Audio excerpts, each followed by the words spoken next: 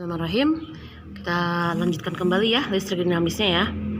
Oke anak-anakku, hari ini kita masuk ke rangkaian listrik. Jadi kamu bisa mengetahui bagaimana suatu arus itu bisa mengalir ya. Oke. Ini adalah rangkaian listrik yang sangat-sangat sederhana sekali. Oke. Ini dimulai dari paling pertama adalah baterai. Apa fungsi baterai di sini? Ini berperan sebagai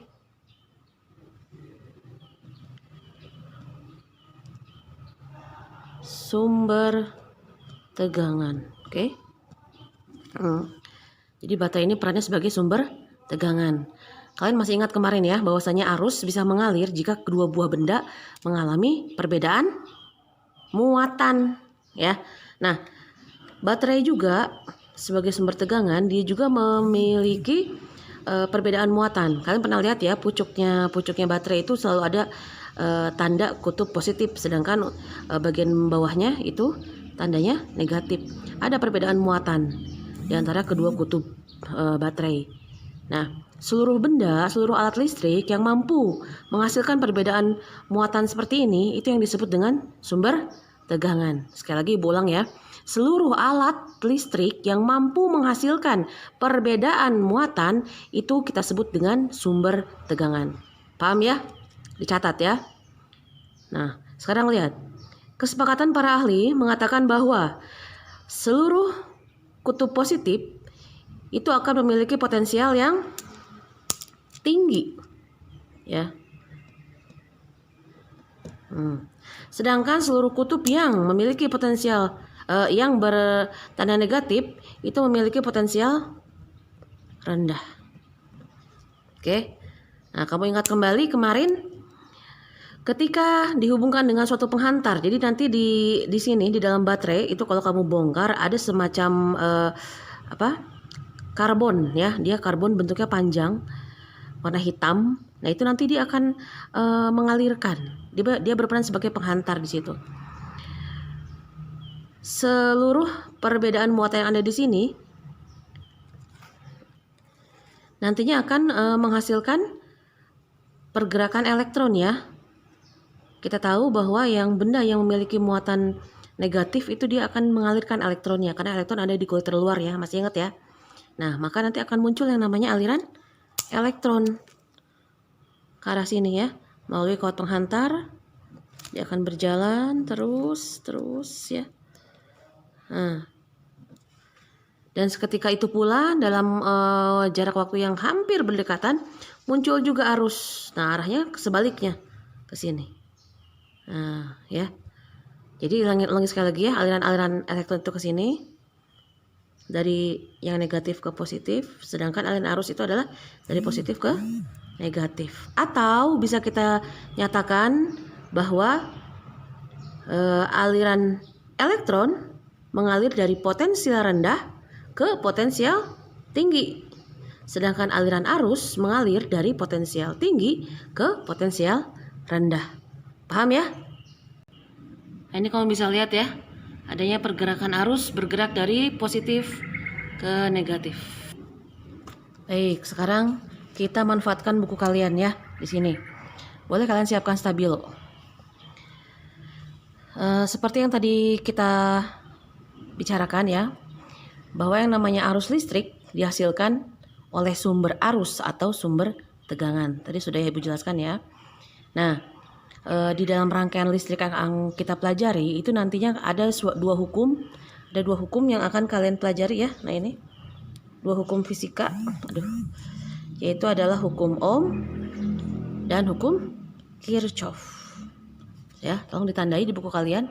Ada dua hukum, yaitu hukum Ohm dan hukum Kirchhoff. Kita pelajari hukum Ohm terlebih dahulu ya. Nah, langsung saja ke halaman selanjutnya. Ini gambar ini perlu kalian pahami baik-baik ya, ilustrasi supaya bisa lebih mudah mengerti. Di sini kita punya air sungai yang kemudian dibendung ya dan dialirkan. Nah, sekali lagi lihat, berarti seluruh sungai beserta bendungan ini adalah sumber tegangan. Dibuat memiliki beda ketinggian supaya ada arus ya, supaya ada arus yang mengalir.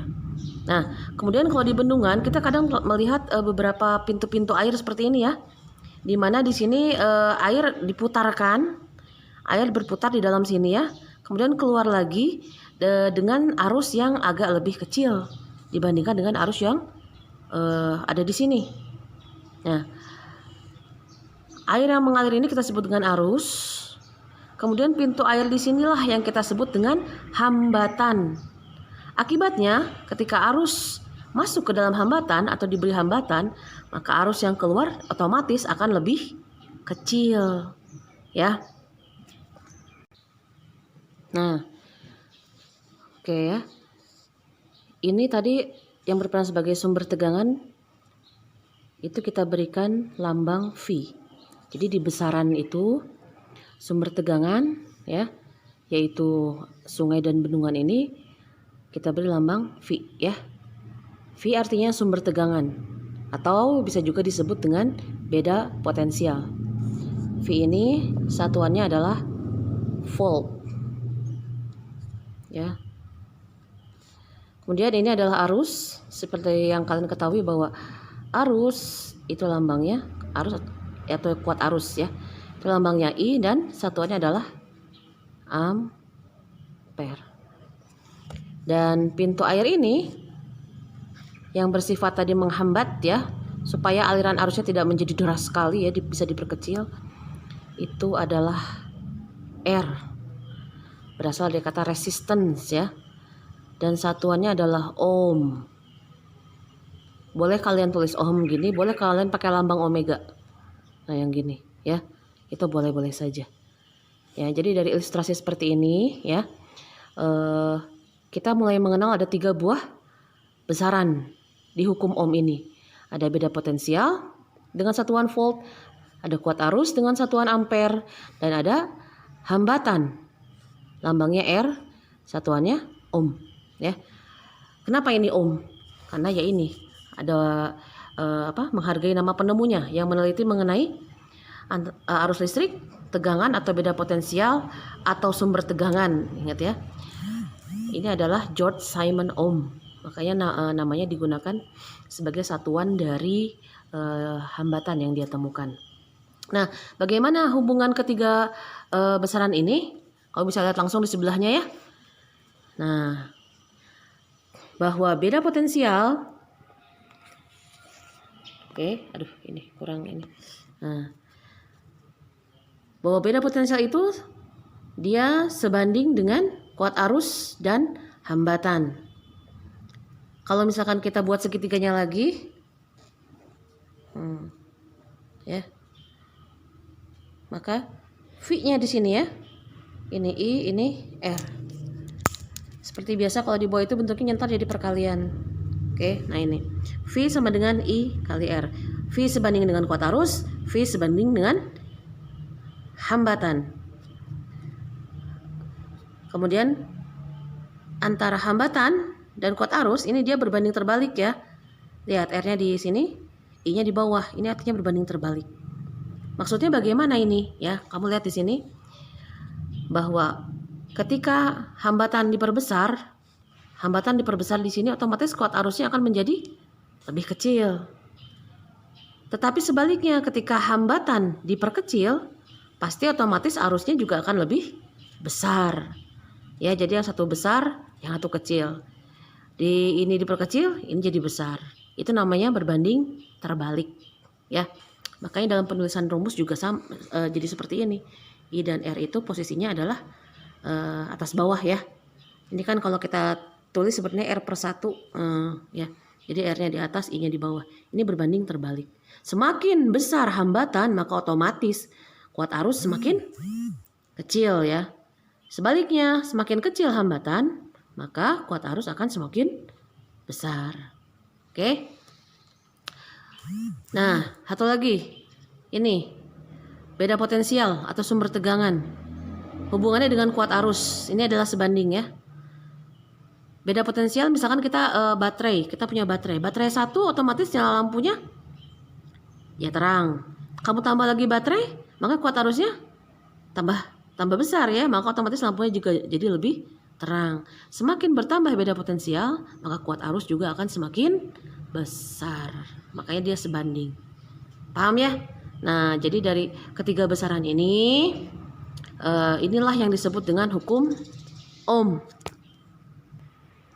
Ya, sekali lagi Ibu ulang, hukum Ohm ini menyatakan bahwa